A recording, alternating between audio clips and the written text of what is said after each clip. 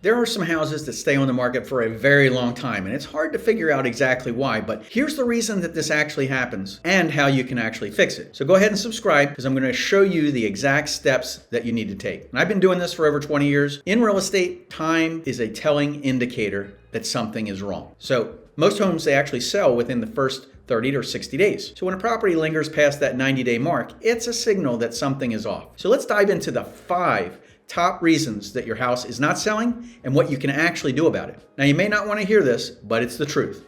If other houses around yours are selling, it could come down to number 1, overpricing. Now, what new home sellers try to do is they set the price high at the beginning because you can always negotiate, right? But if you don't receive any offers and gradually lower the price, this is a strategy that almost always backfires. And this is not what you want to hear, again, but if houses in your area are selling, a lot of the time, overpricing your house actually helps sell your competition. Yep, I know it's not what you want to hear. If your neighbor's home is listed for $20,000, $10,000, $5,000, more than yours, and it has the exact same number of bedrooms, same updates, same finishes, the buyers are going to see that property as a deal. And in such cases, your home strategy makes theirs look even more attractive, and that's not what you want. And that's why your market research is so important. Forget about what you actually want for the house. You want to focus on what similar homes have actually sold for in the last 3 to 6 months. There's a lot of sellers,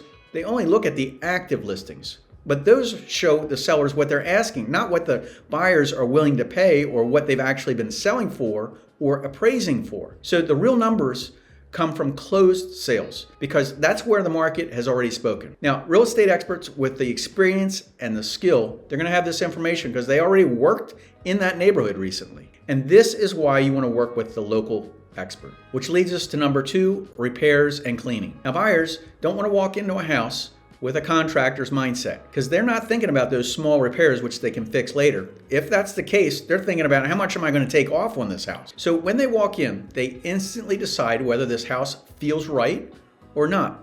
And I want you to notice the word I used, feels right, because it's the vibe that they get. When they walk in and they decide right away if that house feels right. And that's why you need to fix those little things before you even list the house on the market. You have to also make sure that your house is bright and clutter-free. Clutter-free, a lot of houses are not. Now, dark rooms, they feel smaller. So update those old bulbs with brighter LEDs, open up the curtains, add a mirror to space if it feels closed in, because more light makes that home feel brighter and more welcoming, and that's exactly what buyers want. Then there's the layout. Now, even if you have plenty of space, the furniture arrangement can actually make it feel cramped. So too many decorations or too much furniture can also make that space feel cluttered. So sometimes it's just one piece of furniture that really needs to go. And sometimes you have to rearrange everything so that buyers can easily move around throughout the space. Scent and smell, it's another big factor because even if the house is in perfect condition, every house has a smell, and you know what I'm talking about. You may not notice it as a homeowner, but the buyers will pick up on it immediately. A strong air freshener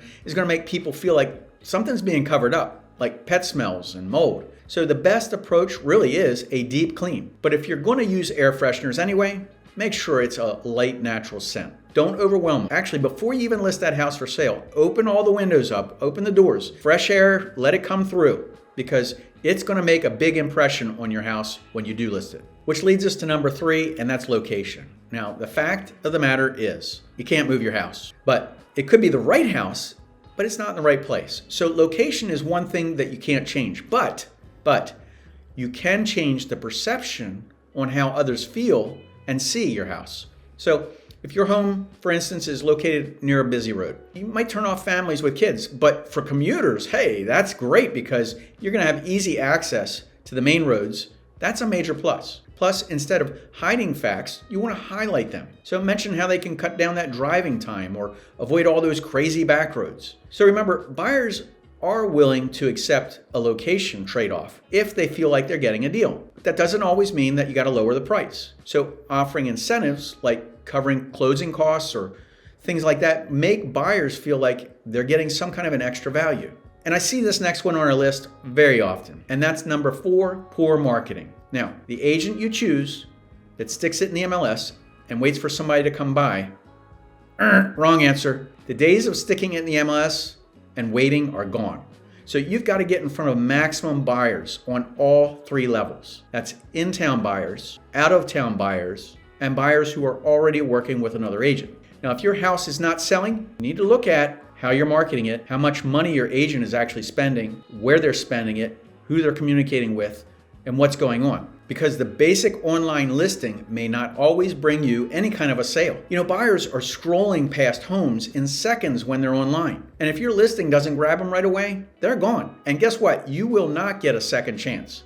So that's why this is very important. Now, it's especially true in the first 30 days because that's when your house starts to get attention online. And in the first 30 to 60 days is when you're most likely to get offers from anybody who's a serious buyer. But after about 90 days, your listing starts to look a little stale. And if the pictures are bad or the description doesn't tell people anything, you're going to lose buyers pretty quickly. And then your whole house sits on the market for too long, guess what? People start thinking that something's wrong with that house. So if you have a good realtor, they're going to know different strategies to get your house noticed. And because the last thing you want is to get lost in the crowd. Next is number 5, market timing. Now, even the best homes, they can sit on the market if the timing's off. So in a buyer's market, there's more homes for sale than there are buyers. And properties will take longer to sell. So when you list your house in that kind of a market, it's going to have a big impact. For example, homes listed on a Thursday actually tend to do better. And that's because buyers are planning their weekend tours to see them first. Although this can vary depending upon your specific local market, but usually if you list early in the week, your home might get buried into some serious buyers if they're actually starting to look, because weekend action is pretty common in most markets. Now, if your market is slow, on the other hand, don't just sit around and wait.